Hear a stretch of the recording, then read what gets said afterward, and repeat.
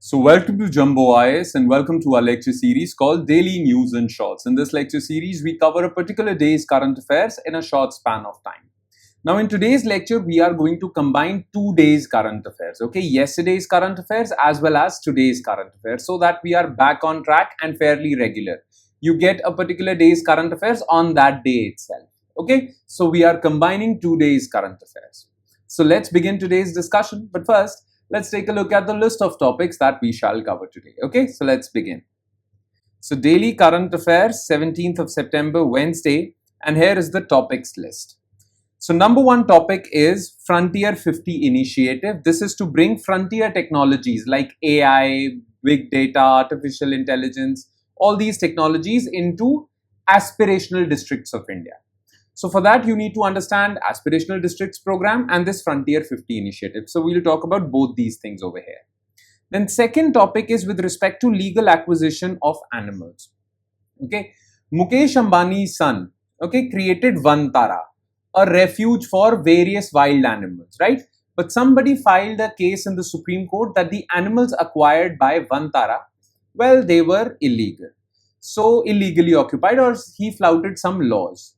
So in that regard, well, Supreme Court basically gave a judgment. Not a judgment, but it basically expressed its views. Okay, so we'll talk about legal acquisition of animals, how animals are legally acquired in India. Then third is involution. What is involution? Involution is a condition which currently Chinese electric vehicle sector is suffering from. So we'll talk about this. Then we'll talk about heavy rains in Himalayas, which factors are responsible for this. And in the end, we'll talk about United Nations General Assembly resolution on Palestine, which India supported actually. Okay, so these are the 5 news items that we shall zero in our attention on. So let's start discussing them one by one, starting with topic number 1, and that is Frontier 50 initiative.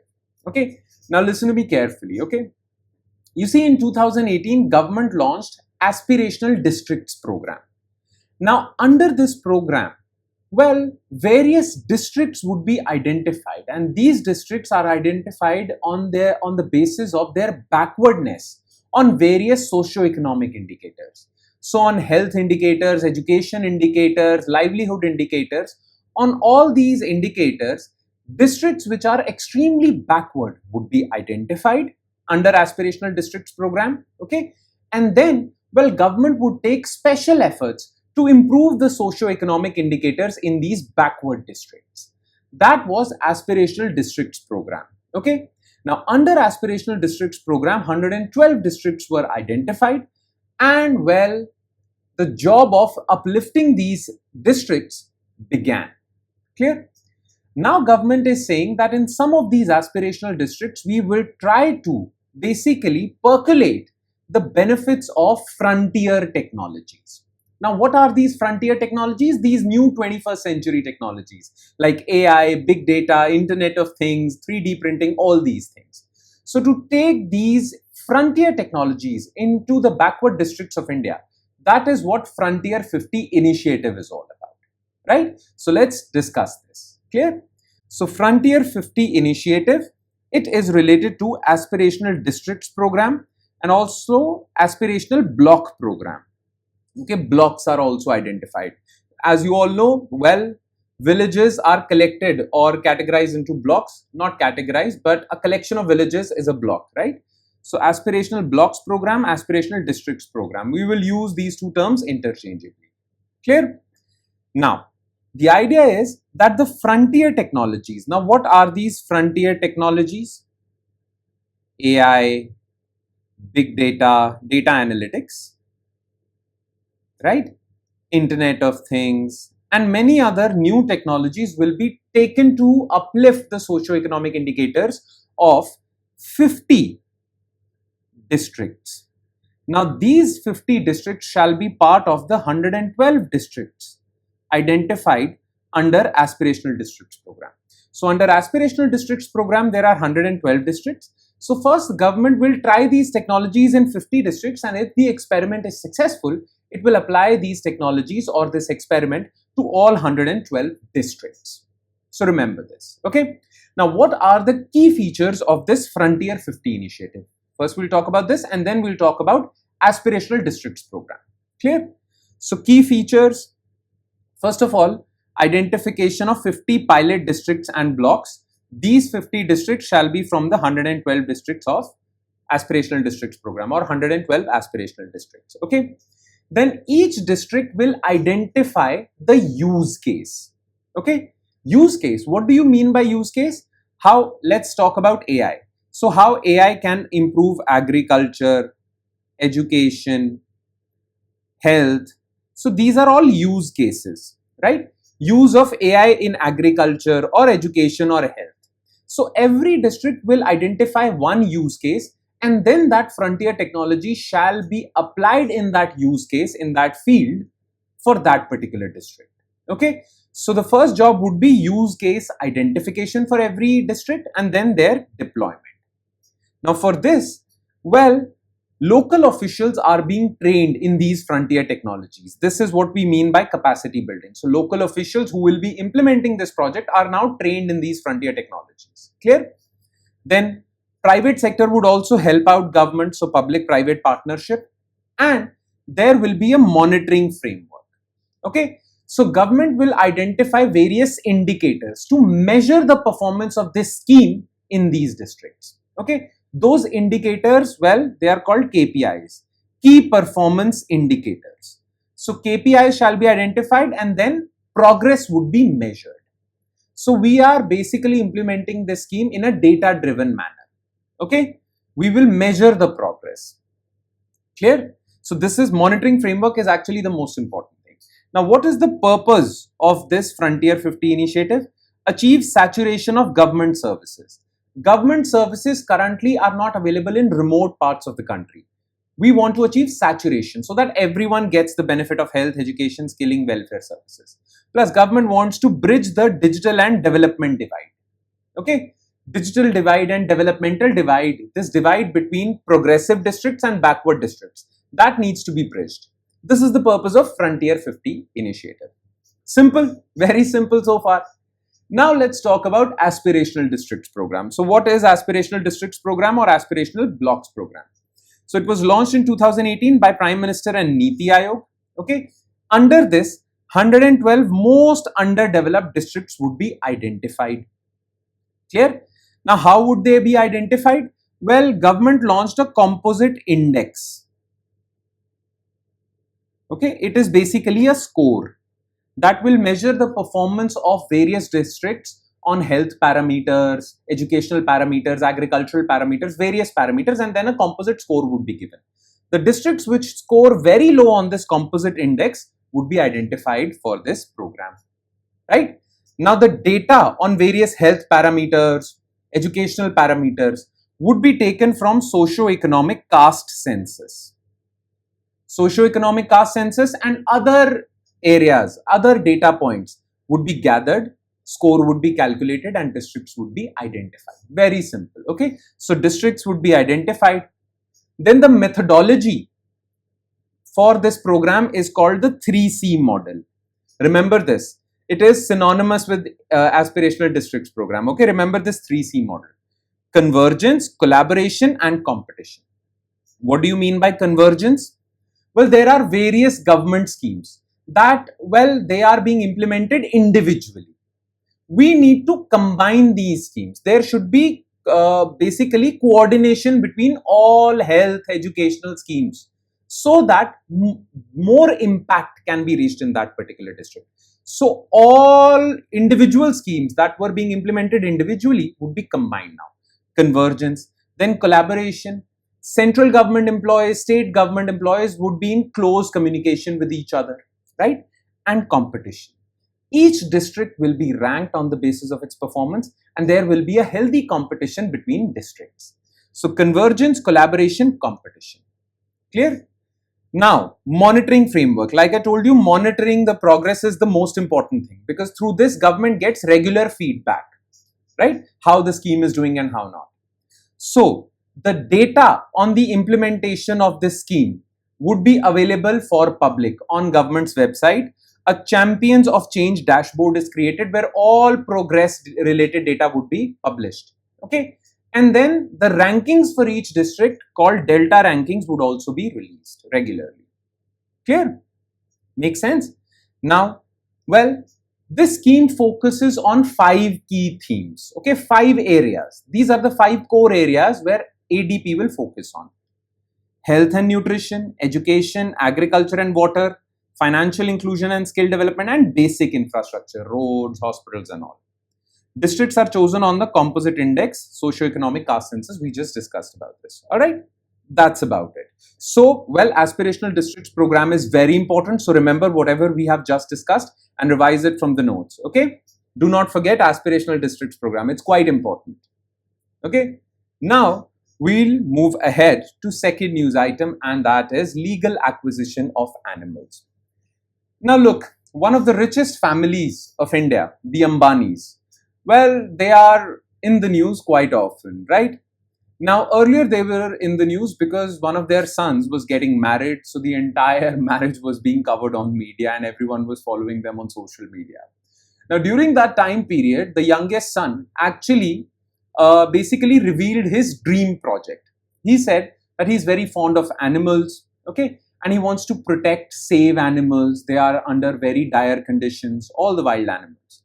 So he created a complex called Vantara, okay? Now, in that Vantara, these animals would be, wild animals would be acquired and they would be given best possible treatment, medical treatment, wild treatment, all sorts of things, okay? They would be preserved and protected in that complex. That complex is called Vantara. Van, well, in Hindi, one means forest and Tara, well, a star. So, Vantara. Nonetheless, this was going on, but someone found some problems in this project. You see, there is a proper law in our country which governs how wild animals can be privately acquired by private people. Privately acquired, there is a proper process, procedure, there is a proper law which governs all these things. Okay. Now, some people, well, alleged that, well, some of those rules and regulations and legal provisions were violated in the creation of this Vantara project. Okay. They filed a case in Supreme Court. Now, what did the Supreme Court do? Supreme Court basically constituted a special investigation team, okay, SIT. The job of this SIT was to investigate all the allegations leveled against Vantara. Now, recently, SIT basically released its report and it gave a clean chit to Vantara. It said that no laws, legal procedures, provisions were violated. Clear? Now, this was the news. But this news brings into focus the law that governs all these things. And that law is called Wildlife Protection Act 1972. So in this topic, we will basically focus on Wildlife Protection Act. What is Wildlife Protection Act? What does it do? All these things, okay? It's very important. So pay close attention. Let's begin. So legal acquisition of animals, okay? So the project's name is Vantara. Clear? Now, basically, the allegation was that this Vantara project is a clear violation of Wildlife Protection Act. So, what is Wildlife Protection Act? Okay.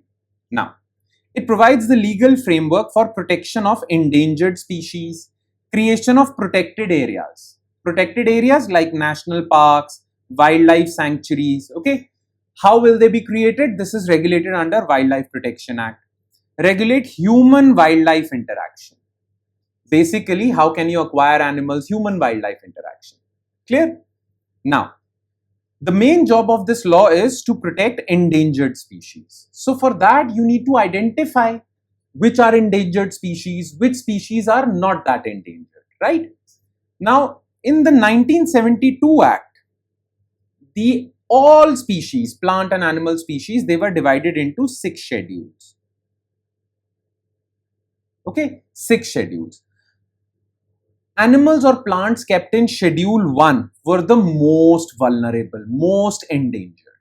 Schedule 2, well, vulnerable but not that. And so on and so forth till Schedule 6. Animals in Schedule 6 were of least concern. They were not at all vulnerable. Okay. Schedule 1 most vulnerable, Schedule 6 least vulnerable. Clear? Now this was the case. But in 2022, Wildlife Protection Act was amended. And all these 6 schedules were combined into 4 schedules. So today, Wildlife Protection Act has 4 schedules only. Schedule 1 has the most endangered species.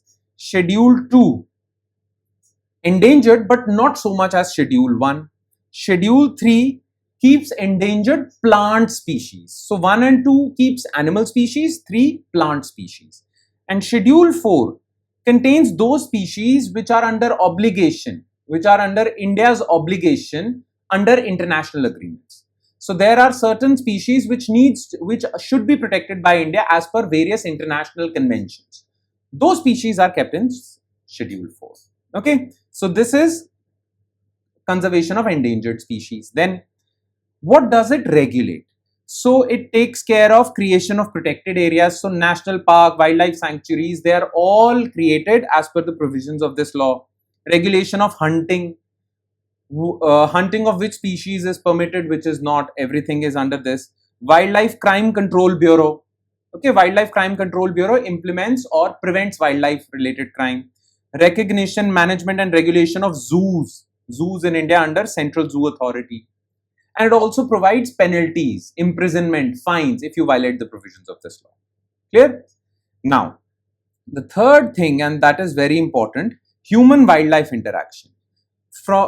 This is an area where the issue of Vantara comes from. Okay. Now, Section 40 and Section 42 basically regulates acquisition of animals. Clear? There is a proper detailed procedure. How can you acquire animals? Okay, Section 43 contains how can you transport animals. All these things are contained in this law also. Private acquisition, transportation, there is a proper detailed procedure. That detailed procedure, a few points from that detailed procedure is given in your notes. Just give a brief look at that. Clear? Alright. And we shall move on to third topic of the day, and that is, what is involution? Now, what is involution? You need to know why this word was in the news. Today, you are going to learn a new word, a key word which you can apply in your answers as well. So, you will be understanding a key concept. So, what is involution? Involution in plain English means moving inwards, collapsing inwards, looking inwards. That is English meaning. But this meaning has a lot of, this meaning is important, or this word is important from the perspective of economics also. In plain English, it means moving inwards. In economics, it means collapse of an industry, okay, or a sector, economic sector.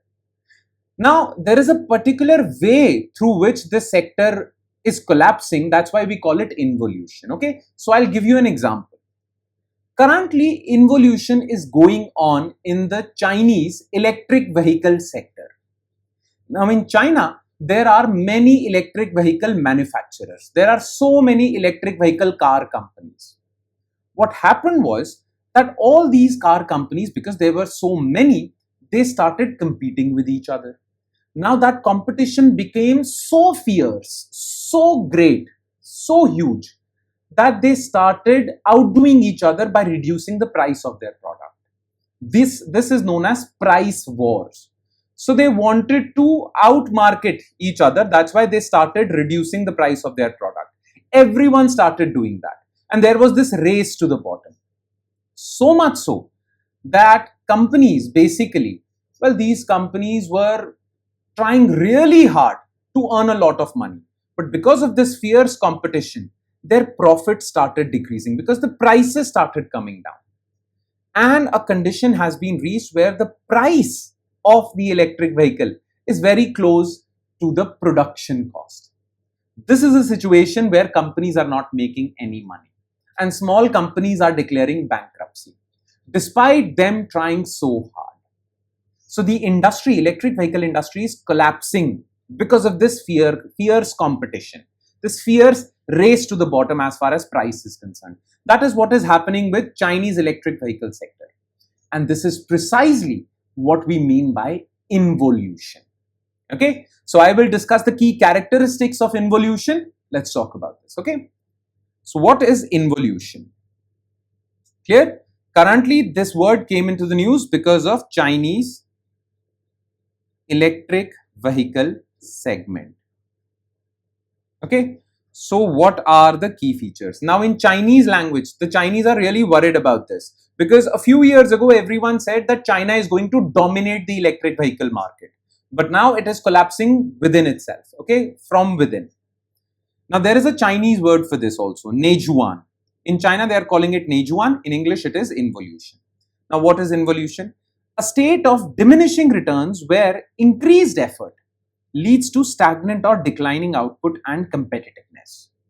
Okay, well, companies are trying really hard, but their returns are declining with every percentage rise in their hard work. Now, how is this happening? Hear me out carefully, okay? All these companies are facing fierce competition. Because of this, there is a price war-like situation. All of them are trying to reduce the price so as to capture as many customers as possible. So the price is declining. Now their production cost is this much. Their price was earlier this much. Now if their price will start to decline, well, their profit margin would decline. Their margin would decline. So their profit is declining. Now because their profit is declining, these companies are trying to increase the volume of sales. Okay, so as to remain profitable. Let me explain this, okay? When there is very little profit margin, you want to sell more. So example, let's suppose I sell this pen. And when I sell this pen, my profit is 100 rupees. Okay. Now what if the price of this pen falls so drastically that my profit margin is now 1 rupee? Now to remain relevant, I will have to sell 100 pens in the place of 1. So I will have to increase my sales because my profit margin is very little.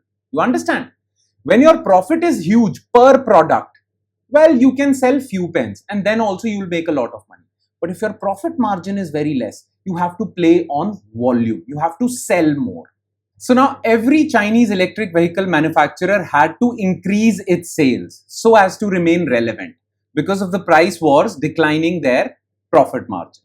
Now this led to oversupply of electric vehicles since every car manufacturer is now producing more and more electric vehicles because, as I mentioned before, volume of sales is now important because the profit margins are very thin.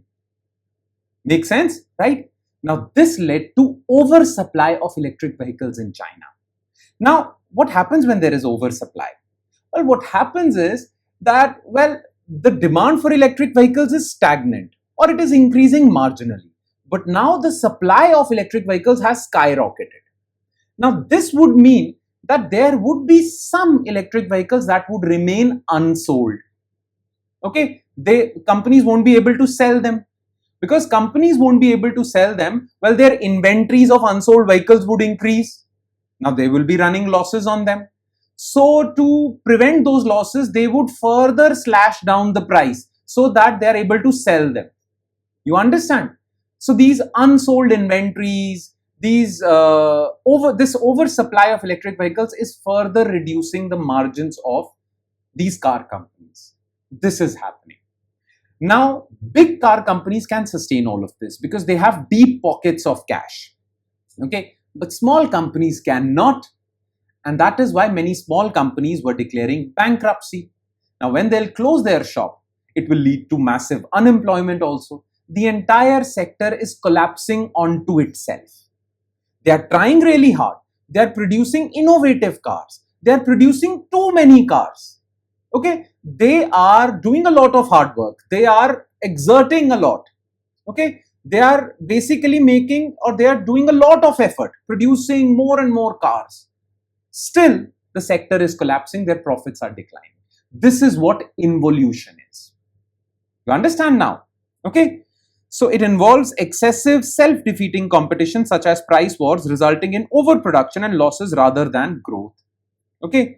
Key features are diminishing returns. What do you mean by diminishing returns? The more effort you put, the more losses you run.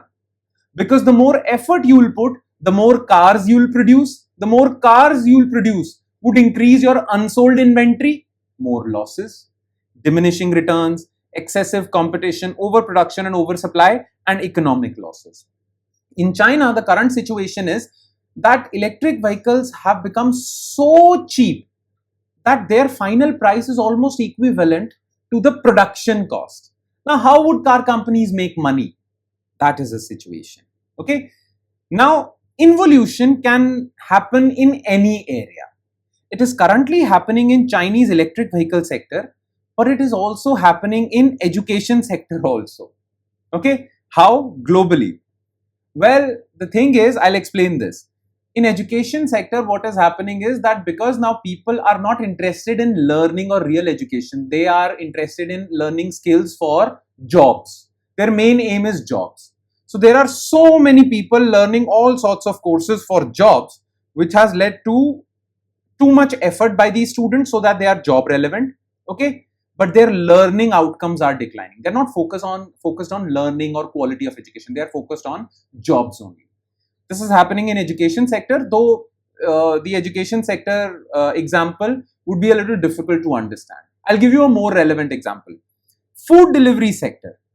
You remember there was a point in time where Zomato and Swiggy were out competing each other when it comes to discounts, right? Zomato was offering many discounts, Swiggy was offering many discounts, and they were out competing each other, which led to huge losses to both these companies. So this is one example as well.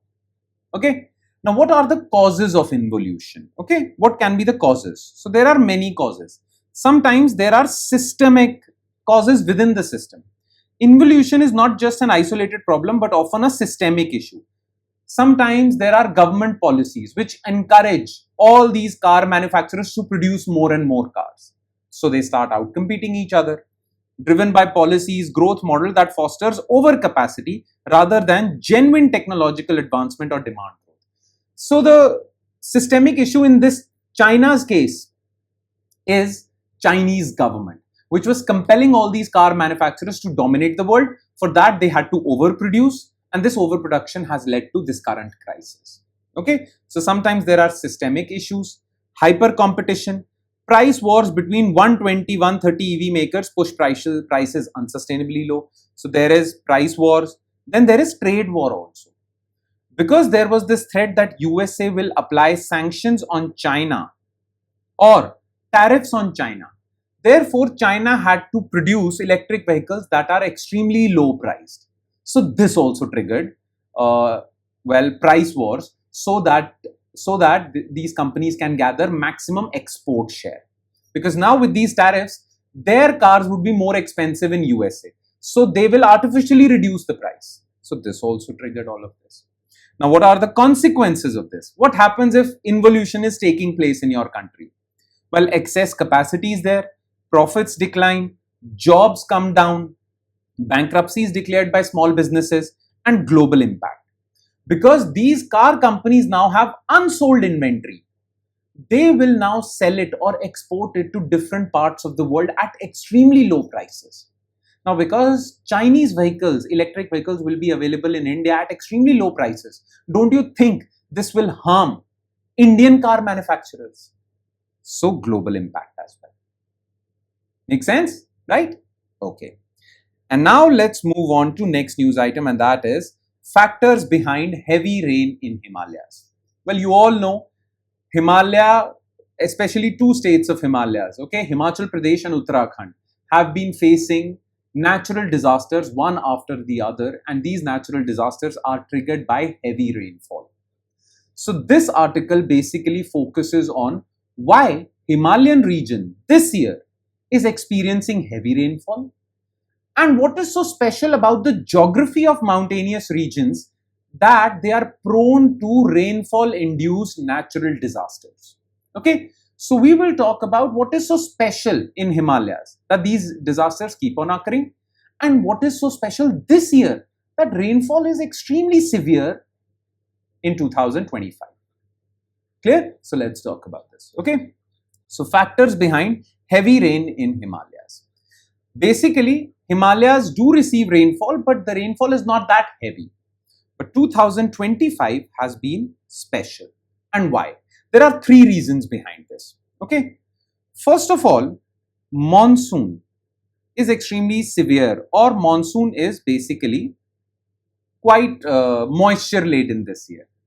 So the thing is that, well, monsoon comes from Arabian Sea and Bay of Bengal. Okay, monsoon winds, they actually come from these two sides into India, right?